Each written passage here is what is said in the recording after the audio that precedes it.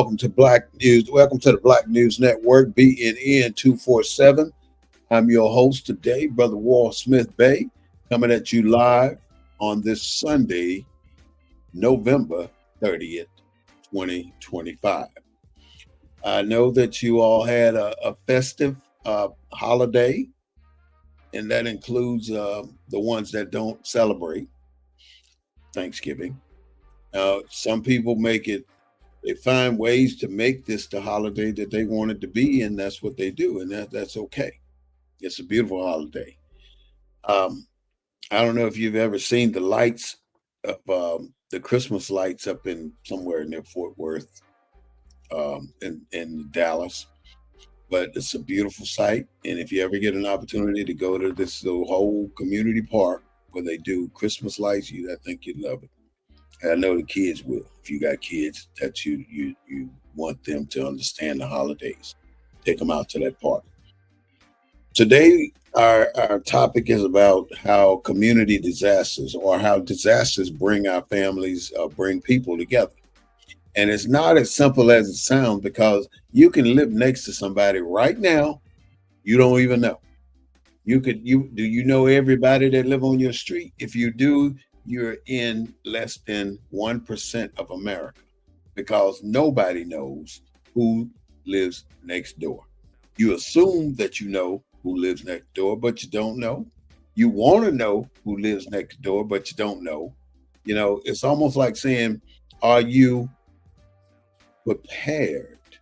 Because are you dependent on your neighbor to give you the assistance that you need? In other words, you may not have a generator. Are you thinking that you're going to run an extension cord from their house to yours?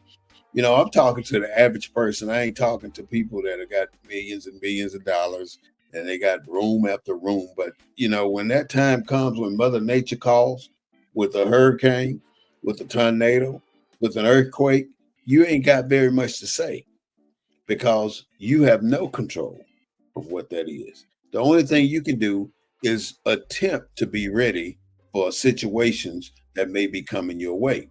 You can excuse me. You can prepare survival kits. You can prepare storm shelters. You can prepare tunnels. You can prepare whatever you want. When Mother Nature calls, there's not but so many things you're going to be able to do.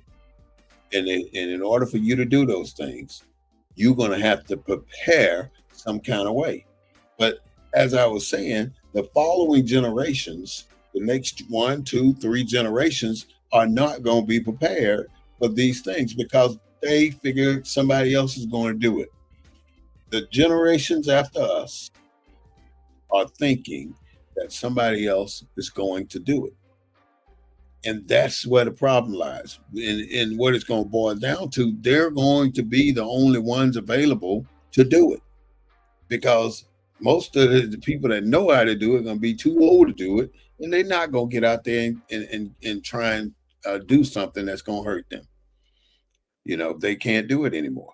So this generation to come, I challenge you and everybody out there to train your children how to survive away from you. Because right now, many of our children, young adults, are not capable of sustaining their life away from their parents. And that's a sad thing to say for our 20 to 30-year-olds. And if you're reaching 25 to 30 and you're still living off your parents, if you have to be there, it's a different story. Then you just there. When you don't have you have other options. You're a grown man, grown woman, capable of doing anything in the world that you want to do, but you're so hooked on somebody else doing it for you, you stay right there with your parents. But moving on into our subject, I want you to know this is the Black News Network, the real voice of Black USA, broadcasting live every Sunday at 3:30 p.m. And I'm coming to you with things that you can use. My co-host Claude is away on travel, enjoying his holidays, and I Want to do a shout out for him. He will be back soon, though. But in the meantime, let's talk about shared resources. What type of shared resources do we have in the midst of a disaster? Now, there's different areas in the country where we can experience these disasters. And I want to break it down for you so you can kind of understand why I picked the topics I pick and why we can talk about the topics in a certain way. So, if you live in America, if you live on the West Coast, what is the most likely disaster to happen on that side of the country? Earthquakes. Earthquakes are over there because the tectonic plates are there, and they always snap.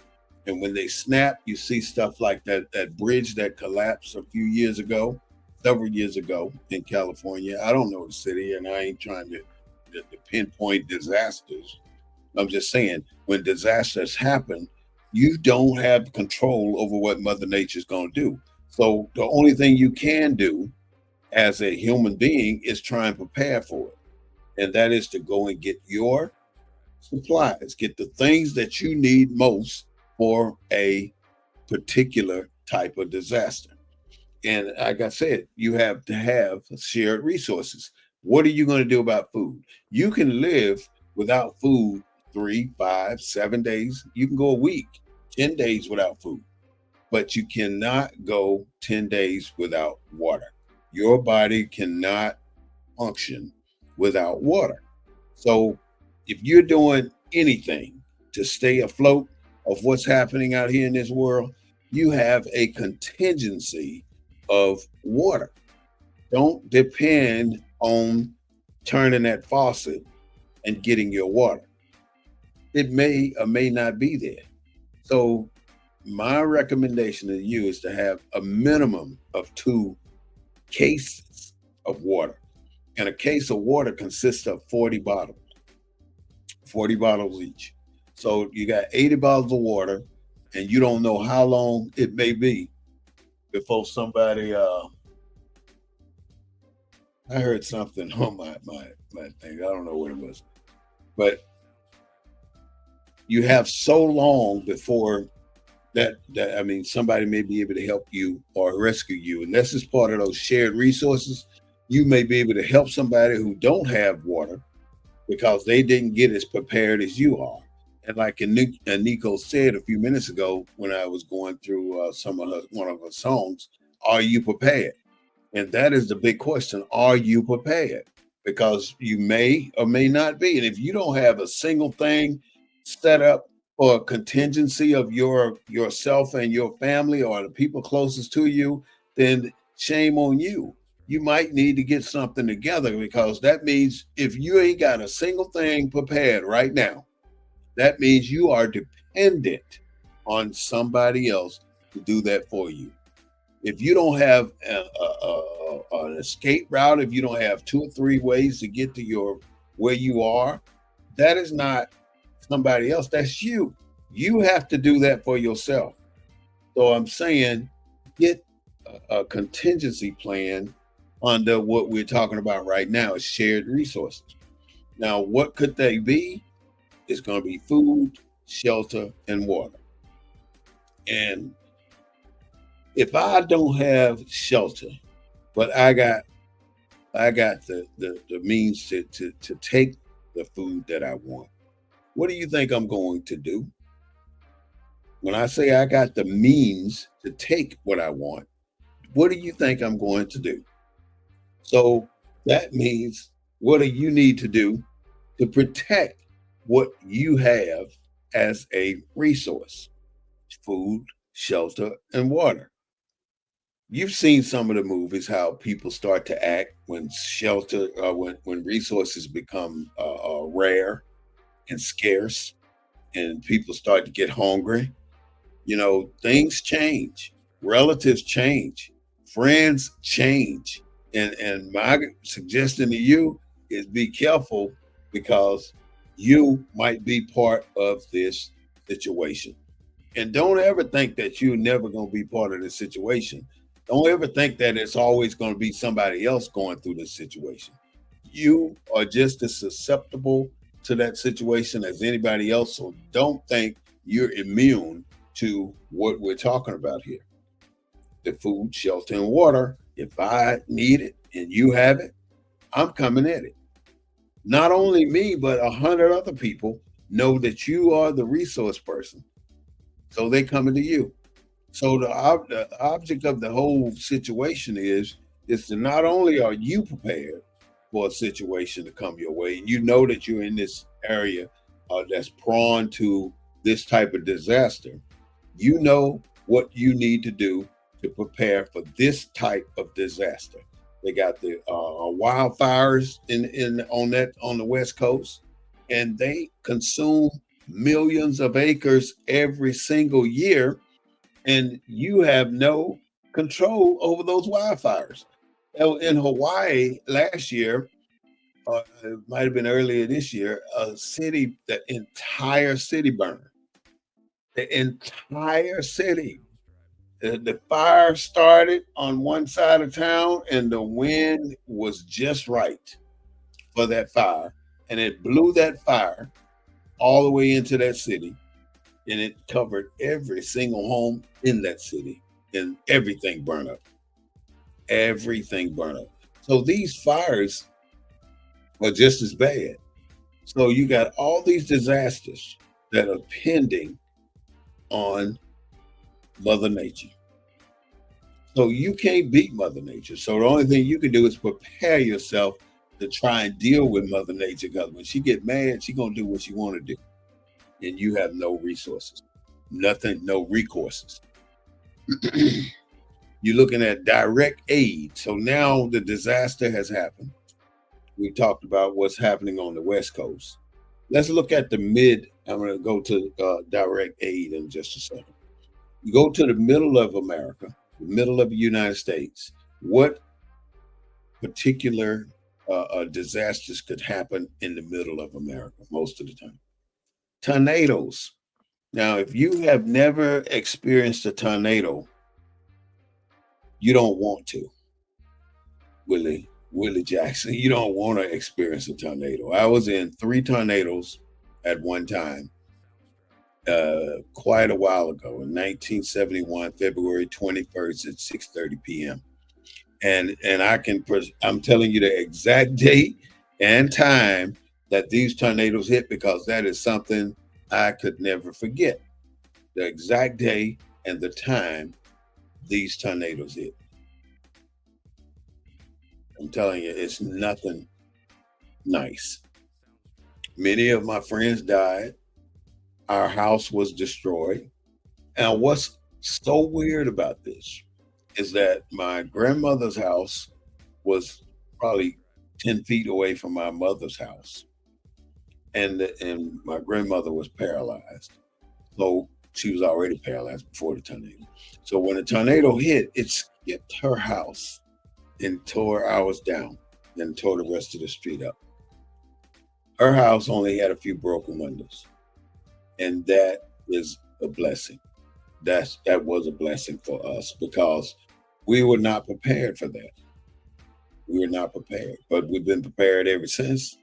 And that's what I ask of you, to be prepared from this day forward, because you do have the knowledge. When you know better, you do better.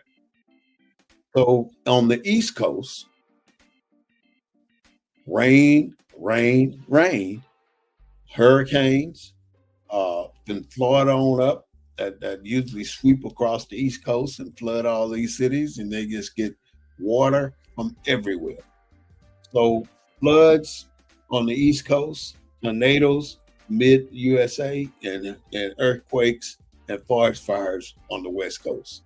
These are some of the type of disasters that you're going to have. So if you live in any of those areas, it behooves you to go out and try and have the necessary equipment that's recommended for that type of disaster. You know, your community should be on that same level. You should have a home plan, an individual plan, a home plan, a relative plan, and a neighbor plan. because if you don't know who your neighbor, you don't know your neighbors, how or what can you ask for in the midst or in the aftermath of a disaster? What do you ask for? Do you ask your neighbor that you never speak to, that you see every day, that you saw every day for the last 5 or 6 years, and you never talk to them? But now, because that disaster hit, you guys are best friends. Y'all working together to clear trees. You're working together to rescue people. You're working together to have food to eat and something to drink. How many times has somebody told you where to find a deal, where to find something great, where to find what you're looking for? You know, that's a wonderful thing when somebody can help you move from one dead zone to a beautiful zone of what you need or what you're looking for. And people do that for you. All you have to do is have something to bring to the table. You know, you can look good, you can have the nicest car, you can have everything there is, but what do you bring to the table? It doesn't matter how popular you are, but what do you bring to the table? If you bring nothing as a neighbor, then it's more than likely a hesitation to support you in a bad situation. But if you are that neighbor that's always there, that knows all of your friends, then it's so easy for you to come together and start to prepare how to get out of this disaster. It takes more than you to survive. And in order for you to survive, you have to collaborate with somebody that may be able to help you hold that log up, because you ain't gonna be able to hold it up by yourself alone. All you got to do is ask. You got to know some way to get yourself together. What if you can't get 10 miles down the road to your cousin's house? What are you going to do? What are you going to do if you have to leave your house in a hurry? What are you going to do if they have martial law? You got so many options that you have to worry about, that it's unbelievable. Unbelievable. Another thing that you do create is social bond. You find people that you may become friends with during disasters that create lifelong friendships, that create a friendship like no other. You too have suffered a situation where you went through something that made life so much bearable because you formed an alliance with someone in your neighborhood or in your community, or someone that you randomly ran across in the store. What if they had the tornado hit and you were in Walmart? Somebody in there going to become your friend some kind of way, because you cannot just deal with that type of situation alone. People have to work together. And more especially, our people have to work together. And you always wonder, many of us wonder why, well, many they say black people are angry. This is a myth. There's only one thing that bothers most black people, and that's the failure to acknowledge who we are and where we are by others. You know, you can always call us black, you can always call us African American, you can always call us any other names you want to, but to acknowledge how we've gotten here, the accomplishments we've made, what we've done in life to be who we are, you have to acknowledge that. And I'm not expecting anything from anybody in form of acknowledgement. But what I'm expecting is for you to not stand in my way as I progress, because I'm gonna move forward and nobody can stop that momentum. You can get in the way and cause me to swerve, but you cannot stop it. So when you're set on being what you want to be and doing what you want to do, don't let people slow your roll. stay on your path. You're going to have haters, and the closer you get to it, the more haters you're going to have. Okay, is that AI? Yeah, that's AI. All right, social bonds. You learn people. You learn the people in your community. Then you get to know who lives next door to you. You become better familiar with those people. I mean, it's not something many of us will do normally, and that is to go next door and say, "Hey, I'm so and so. Here's some cookies I bake as your housewarming gift. I want to welcome you to the neighborhood." I don't know. Did you get welcome to your neighborhood? You don't know, right?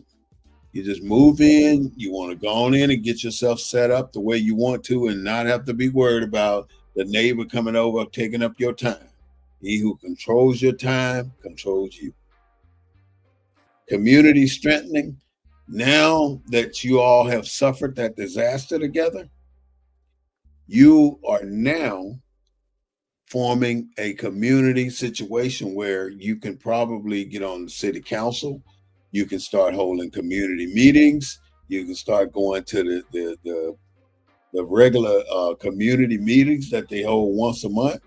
And then you can take that group and start meeting at the city council meetings and start making changes that enhance the way your community operates, that enhance the way you live in that community, that enhance the resources available to that community.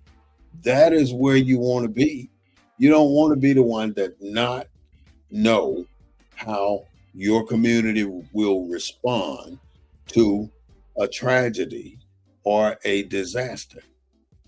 You don't want to be the one walking around not knowing a single thing that you could be doing to help your community or help your family or help yourself for that matter. You want to be able to do all of these things, and you cannot do it unless you engage in the process of getting to know your community and helping to strengthen your community in a manner that ensures that contingency and that survival. You got to be able to survive. I don't care how bad it gets, you must survive the situation. And if you can go through that situation and survive that massive earthquake, like that one we were talking about earlier, where the bridges collapsed in California. I mean, the Midwest, these tornadoes, level 5, that's the worst one, 130 to 170 miles an hour. You know, tornadoes, I don't know, between tornadoes, between hurricanes, and between earthquakes and fires, I don't know which one would be the easiest to navigate. There's not an easy way, Lee. 1, 2, 3. It's not an easy way to deal with these situations that you encounter out in that Mother Nature brings your way. I'll put it that way. As you grow or go through that incident, you're creating interest from outsiders. So people are watching because people want to know how you made it through that situation. It ain't as simple as it looks. It ain't as simple as it sounds. It is hard to go through a disaster that happens through Mother Nature, especially if it happens to your town.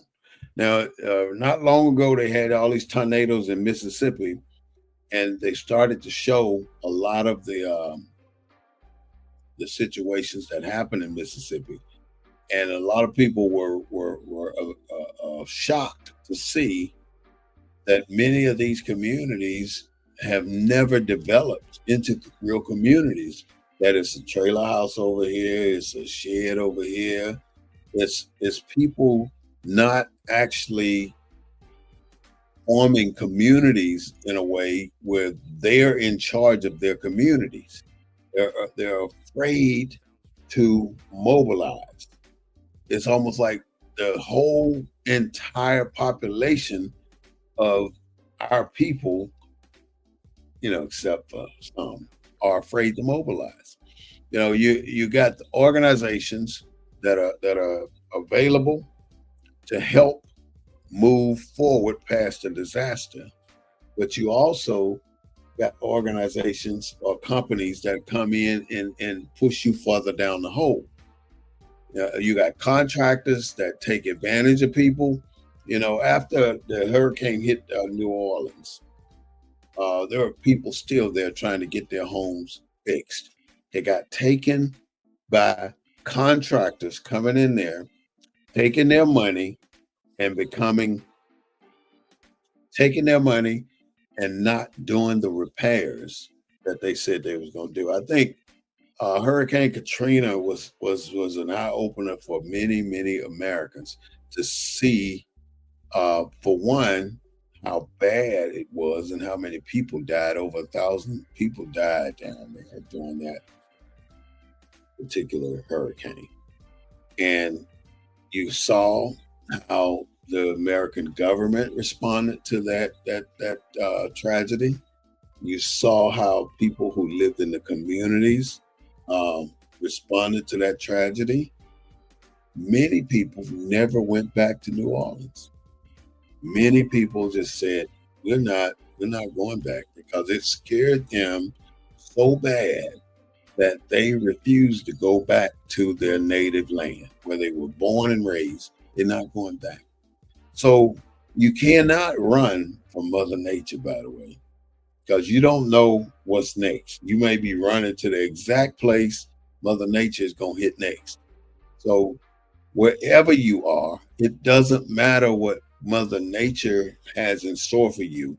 What matters is that you realize where you are and you realize what type of planning you have to do to survive what Mother Nature does to you.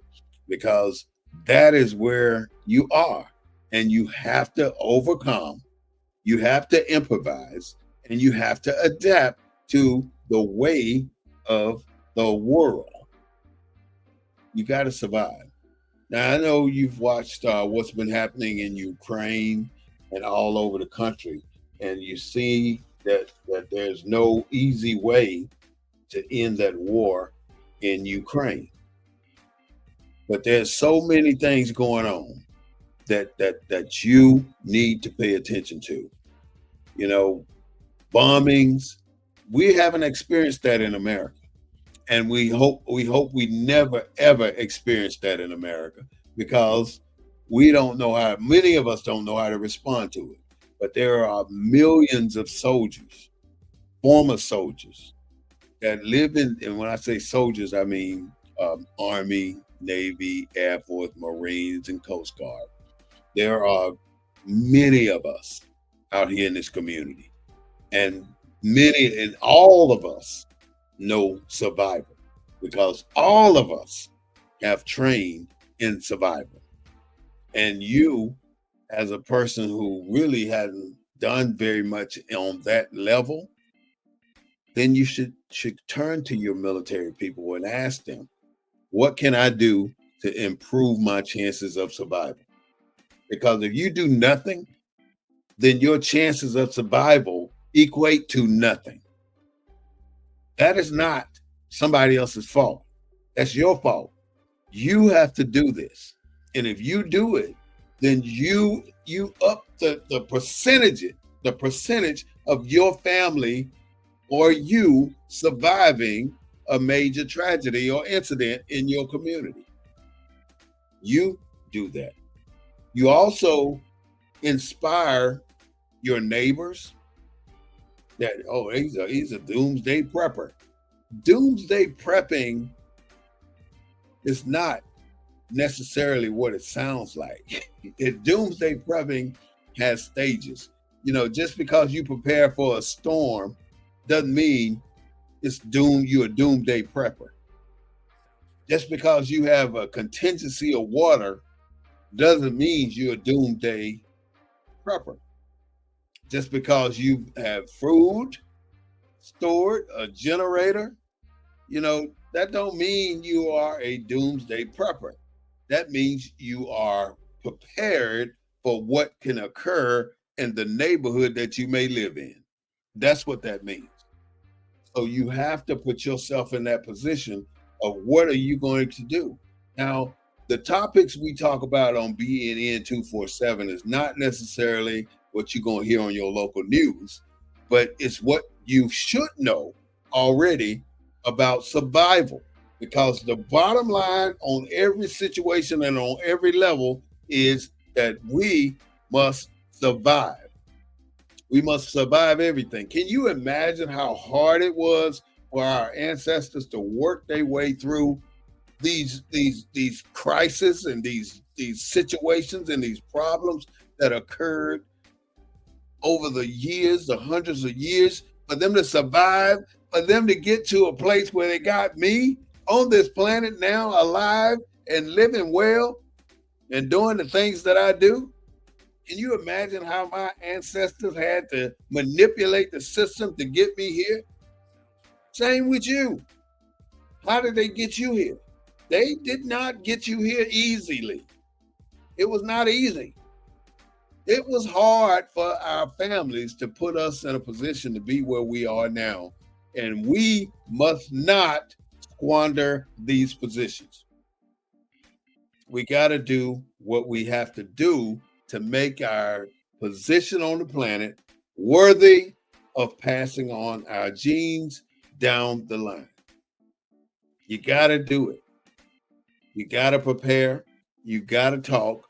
You got to tell your story. People should know. You know, when we step over to the other side, every single learning event you learn over the many years that you've been on this planet are gone with you. You have no means of recording or passing on what you know to the following generation or to 10 generations from now. What do you have to pass on? The best thing that I can tell you is that don't go to the other side without leaving something for your family or your future generations to use in their lives. Well, I got this from my grandpa. I got this from my great, great, great, great grandpa. You ought to be able to leave something for them, no matter who it may be. You know, what of you will pass on to the next generation other than your material things? You can pass your material things in it all day long and they go through it, do what they want to with it. But your memories, your special moments, the times that you can remember generation after generation. I remember when, get your family talking like that about you. But don't go to the other side without leaving something that's within you. Something from within you that went into them, and then they can be in that situation in that moment and say, yeah, I remember when my grandpa told me about this, or I remember when my grandma told me about this. That's the kind of stuff we want at BNN 247 on this day, November 30th, 2025. Did you know Letitia James, her case was dismissed? Now, Donald Trump brought her up on charges. His crew, they brought her up on charges for a house she purchased to live in, but she didn't live in it. Somebody else lived in it, her family. You know, if you stayed there once within a 6-month window, then you lived in it. Yeah, I mean, you can't prosecute that. There's a statute that says how many days constitute you living in this house. And for as I know, it's once every 6 months. One night out of 6 months. Denver, in Denver, Colorado, in prison, They've established what they call a veterans wing of prisoners. In other words, there's a ton of veterans going to jail nowadays. So Denver, Colorado has established a whole wing or dedicated a whole wing to nothing but military veterans. So now all the veterans get to hang out in prison in their cell block together, rather than being mixed with general population. Because military people are different. They're very different. I mean, I don't know how to put it, but we are different. And I don't know if it's the brainwashing, because if you went in the army back when in the time I went in the army, you got brainwashed. You got made to believe you are super trained. You can run through anything, and then they build you up. You know, it was something that I enjoyed during the time I was there. Another thing that I would mention, when you go to the store, how many times are you asked, would you like to donate the rest of your change to ABC? And most of us are so consumed about our own thoughts at that particular time that we don't pay attention to what they just asked us. So we say, yeah, go ahead. So they take your change and round it up. And in some cases, when you go up to a gas station and you using cash and you give them your cash, they really don't give you your change back unless you ask for it. And now everybody's asking you, did you want a receipt? There should never be a no thank you on do you want a receipt. Always, 100% of the time, take your receipt. Even if you ain't gonna do nothing but ball it up and throw it in the trash. Take your receipt, because that is, I mean, you paid for that receipt. They already got your meal marked up at least 40%, sometimes as high as 65%. It might be higher, but it's marked up. You can rest assured that they got the receipt price calculated into the price that they charge you for your meal. And on some cases, they'll have a 4% surcharge for waitress staff or for cooking staff or whatever the case may be. But all of that money is going right back to the owner. They're not passing that money on to the people that they line about on that receipt, saying this is who this money is for, because it's not. It's going to the people who own the business. When you go to that cash register, don't allow them to keep your change. Don't round up. Don't round down. You can round down, but don't allow them to manipulate you out of your money. And you already know as well as I know, the objective is to separate you from your money. And that's exactly what they do. They separate you from your money and they put you in a situation to be a little bit cheaper, a little bit broker, because they're taking money that you've worked, you've earned, you've saved, and now you want to spend it and they want you to donate it. Stop giving away your money. And that's across the board for everybody. People want your change here, want your change there. Your change equal dollars. Ain't nothing spare about no change. That's your money. So don't think just because they calling it spare change that it is spare change. It ain't. It's money you work for. Don't give it away. Start thinking about the money that you've spent this week on things that you didn't have to, on things. And now, if you can afford it, you can spend money wherever you want to. But money has been tight for many, many Americans. So you need to start watching on how you spend your money. Senator Mark Kelly did a commercial, and now he's being targeted by the administration in Washington because he told soldiers, when I say soldiers, I mean all military people, all branches of service. He told all branches of service that do not follow illegal orders. Illegal orders is something that you consider illegal. Nobody else, you consider it illegal because you are the one that's going to be court martialed if things don't work out your way. So, what is an illegal order? Vietnam has been the most important training platform there has been in military warfare. There's nothing more obvious, nothing more broadcast, nothing more seen than trauma in Vietnam. So you're on a patrol and you're approached a village and your sergeant or your lieutenant tells you to wipe out the village. You already know that that's not something that American military does. You don't just wipe out villages just because you suspect something. You know, that's considered an illegal order.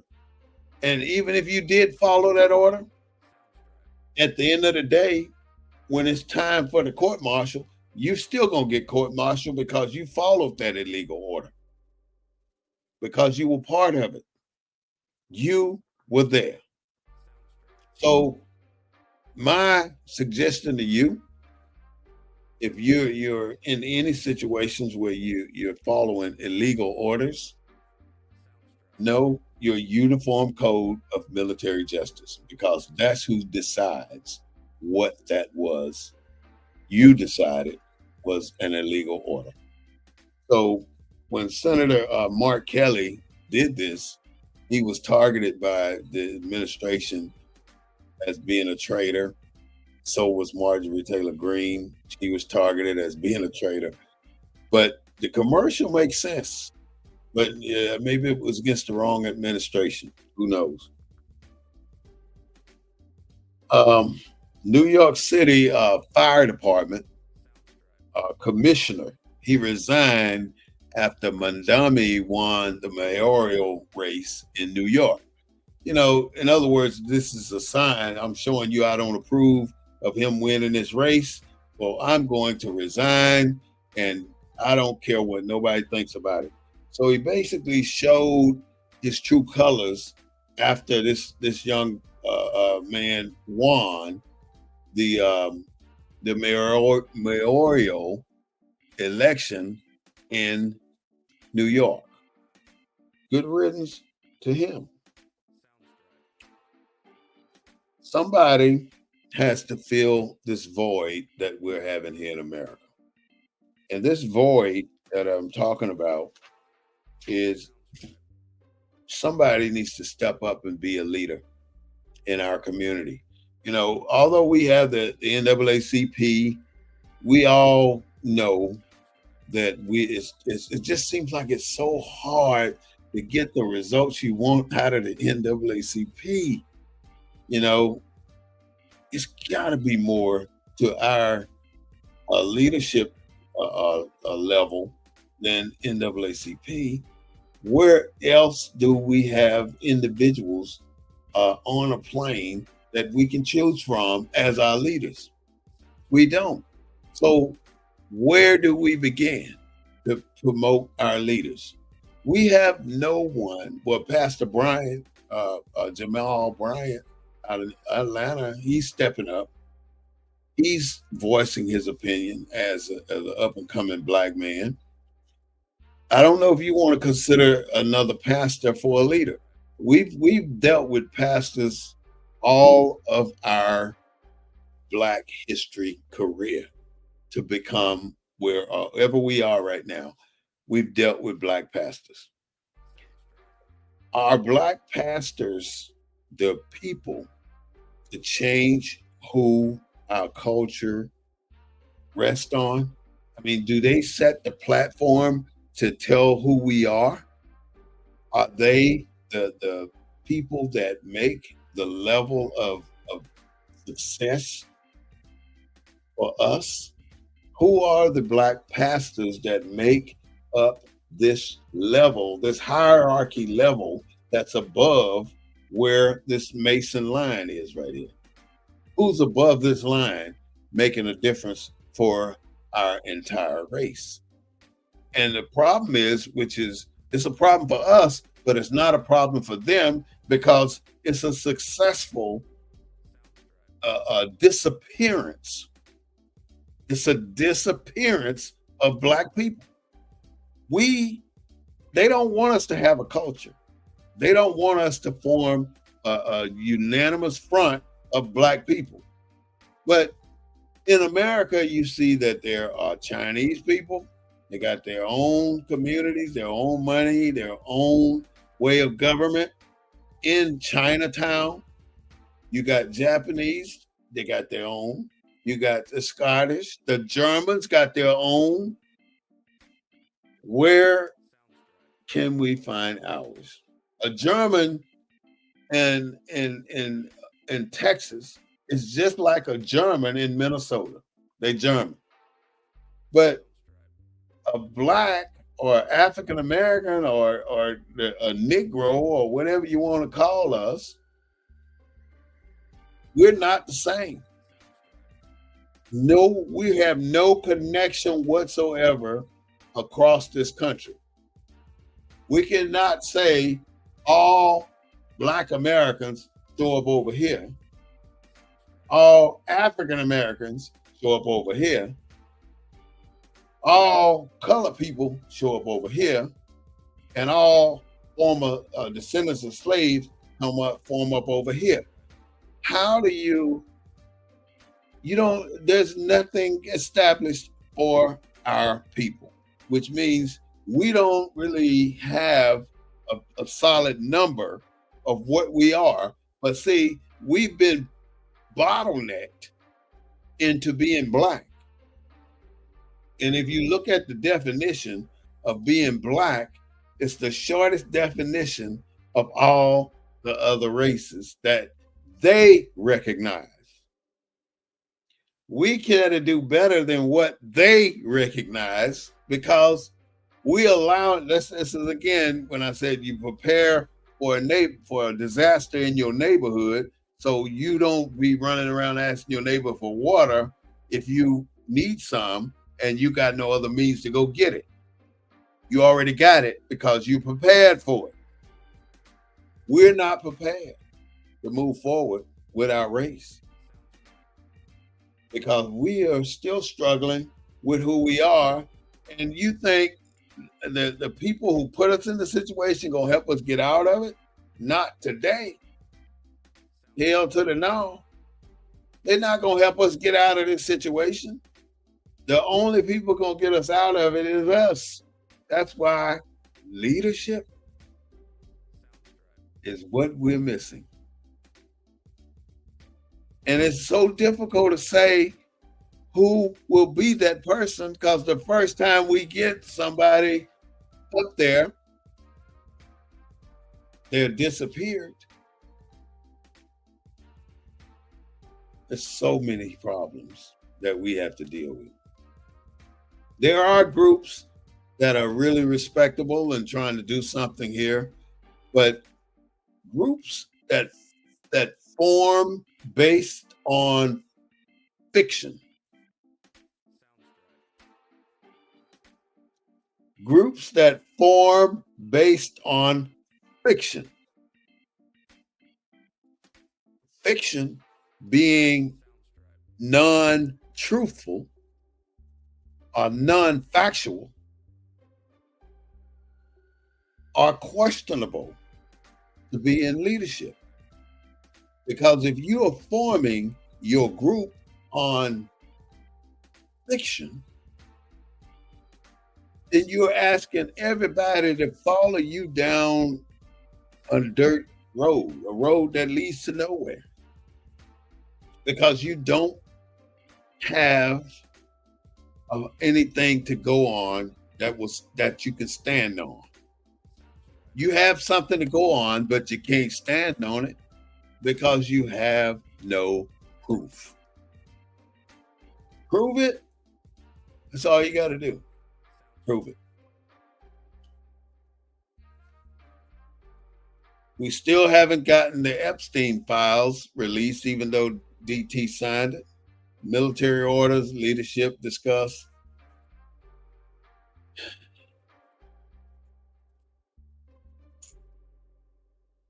What is going on with that? Epstein files are never going to get released. We might well forget that kind of stuff. If you really want to know something, look at what the tariffs are doing. Look at the gas prices. Look at the food prices. Um, we're being told that every gas prices are $2.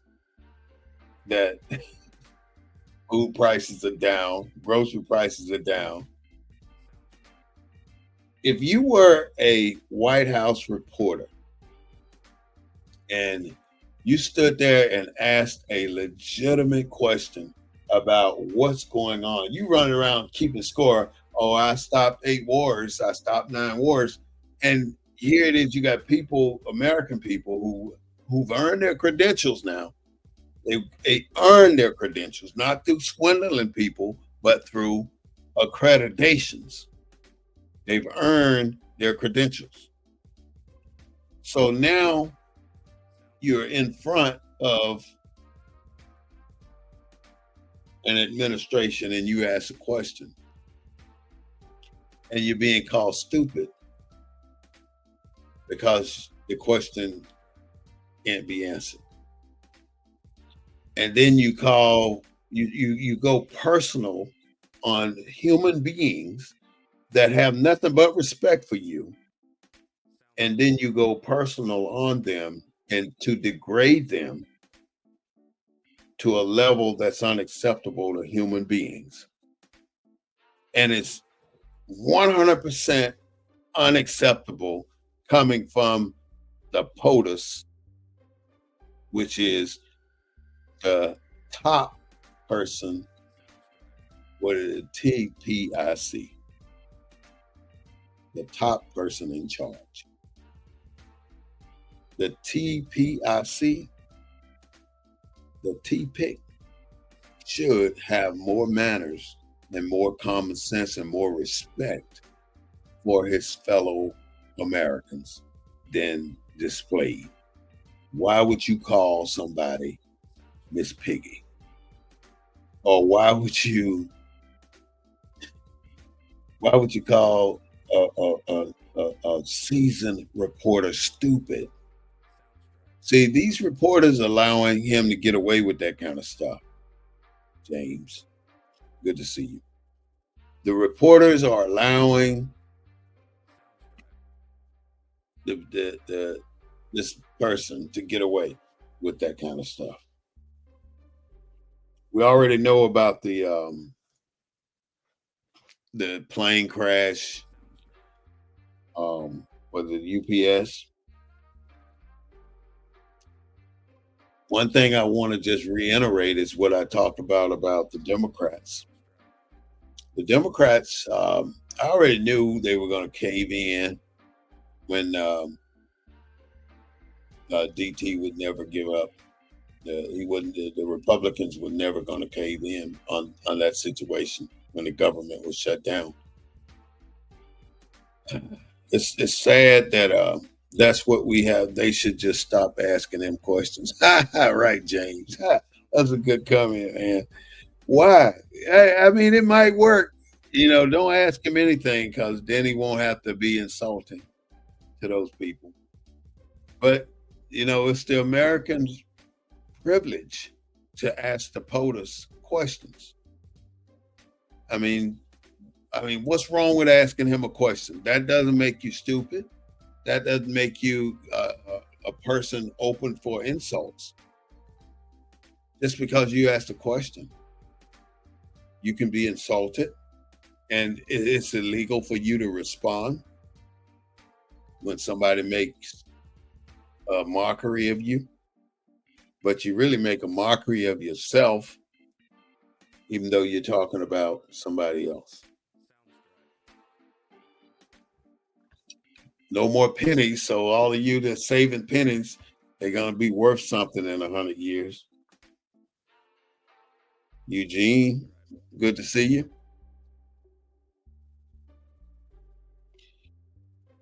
Insurance and healthcare. Now I'm just going over some topics that you should know about as well.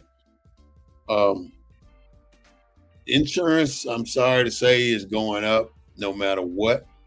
Gas is going to go down and go back up. It may go down to about 225, and then it's going to go up to about 350 and a $6 gallon in California. So ain't nothing cheaper nowadays. You pay the same price for smaller items. The items in the stores are getting smaller, and I'm sure you can see it when you go in there that the items are not the size that they used to be when you used to buy those items. That is the change that we have to deal with. But it's not something that we really want to deal with, but it's just what we will have to deal with. You've heard of a few items about us doing this blackout and not spending our money on these shows, or not spending our money on these stores that hold Black Friday sales. What's I mean, they're knocking money off the top, but they're making money on the other end. So because you're gonna buy more than what you went in there for. So don't be fooled by this Black Friday stuff. If you're gonna get something on Black Friday, get major appliances. You get them knocked off, get the prices knocked off of them. You know what the price of those items have been all year because you've probably been looking for them. So major appliances would probably be a decent area to start shopping in for Black Friday, other than this little mediocre stuff that you find out there that we run to the stores for. We don't have to do that anymore.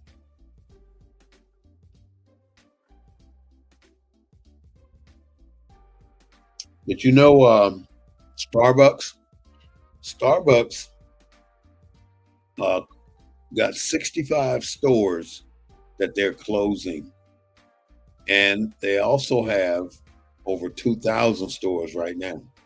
And by them having so many stores, they only decided to close 65. People are for Starbucks are going on strike. I don't know if they're still on strike, but I know they went on strike.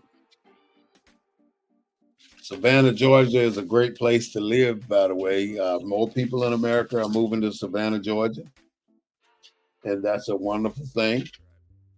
Um, we talked about shared resources when it comes to preparing for a disaster and how it may affect your neighborhood. We talked about direct aid, the rescues, people, the helicopters coming in, the fire department coming in, the police coming in to save whatever they can to help you through a crisis. But ain't nothing like helping yourself. So know your area, know what you can do to protect yourself, know how to maneuver through this type of situation. Social bonds. Once a disaster happens, you usually get to know who your neighbors are, and you usually get to socialize a little more with the people who live around you. It strengthens your community. I mean, the more people that know each other, the stronger your community becomes. You know, and in many cases in America, there are no very specific communities, but there are people who hold near to their hearts and without question places in their culture that nobody else can go. There are places where nobody else can go. But we are so open hearted, and we've been this way all along. That's how they ended up with all the land in America that they took. Oh, and by the way, the Office of Management and Budget are the ones who establish what the races are. federal government Office of Management and Budget. They say what blacks are, they say what whites are, and when they say black or African American, they don't mention anything about a black being from this country. They said of African origin only. That's all they're going to say about black and African American. That black and African American is of African origin. But then when you go down to white, they say white of the Americas. The Americas now. Like they've been here all along. They were already here, but they give them credit for the land. That's all they're doing. They've removed the credit from the original inheritance by God. And they've given manly by their administrations, they've given the land to themselves. And they've kind of pushed us out of the way. So we can be pushed out of the way without problem. We're out of the way. But we're not the ones who you're going to have to deal with for taking our land. You can go to Leviticus 25:10. Leviticus 25:10, and it will tell you that this is our land and it needs to be returned to us. So does our possessions. And anything that you've taken from us need to be returned. But you can forget that. It's not going to happen. Not without a divine intervention.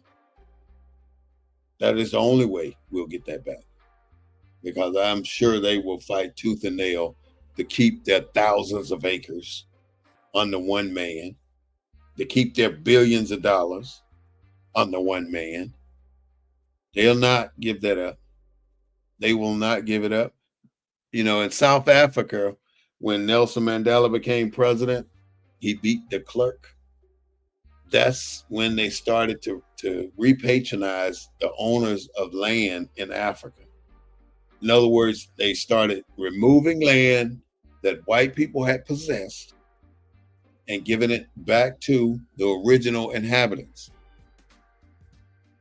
You know, well, I know they were mad. They were mad about that.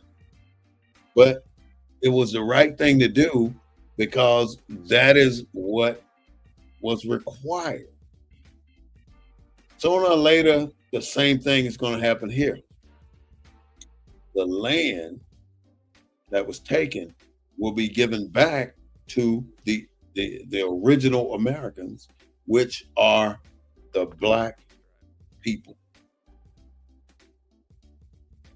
I hate saying black people or African American because that is not who we are. But I'm saying it because that is what we relate to. We got to learn our true selves, and our true selves are not, listen to me, we're not African Americans. We're not black. We are Moors. You're Moor whether you like it or not, whether you go through the steps to make it official or not. You're Moor already because every one of us are Moors. You can't change that. You can go all the way back to Muhammad, Abraham. You find who we descended from, Boaz, Ruth. Yeah, and you'll find that we are all Moors. Moors. Look it up.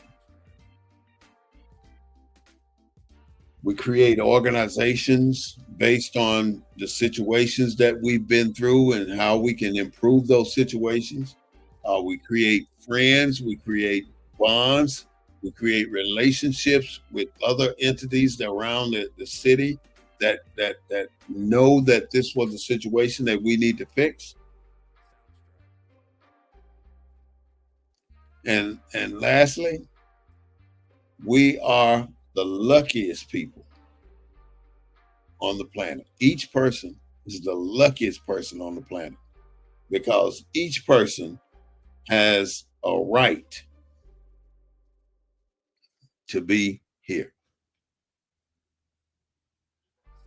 Each of us has a right to be here. This is the Black News Network, the real voice of Black America, broadcasting live on Sunday afternoons at 3:30 p.m. to 4:30, bringing you the information as we see it and on our level from a Black perspective. You can always find us on Instagram, BNN247. You can find us on Facebook, BNN247. You can find us on YouTube, BNN247. Look us up, leave a comment, watch some of the shows, and learn something new and spread it to someone else. I want you to have a great day today and a better day tomorrow. I do this. I'm going to end the show, but I'm going to stay with TikTok for a few more minutes. But I'd like to say thank you so much.